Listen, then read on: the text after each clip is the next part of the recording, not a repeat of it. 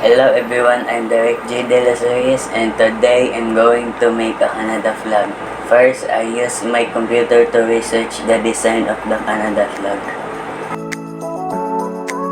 Second, I prepare all the necessary materials needed such as glue, scissors, ruler, construction paper, and bond paper. Third, I draw the maple leaf design.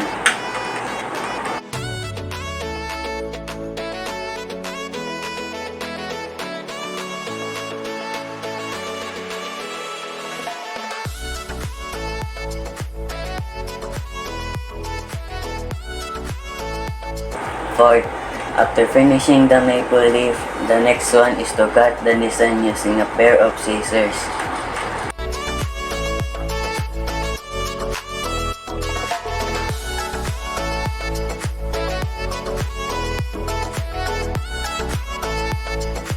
Fifth is to prepare the next design. The two red color on both sides of the flag. Then I put some glue on it and paste it in the bond paper.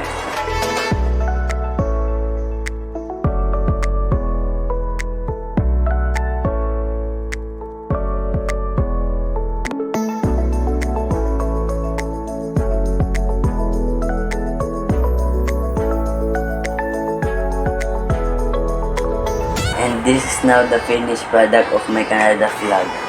Happy United Nations Month to all. Thanks for watching.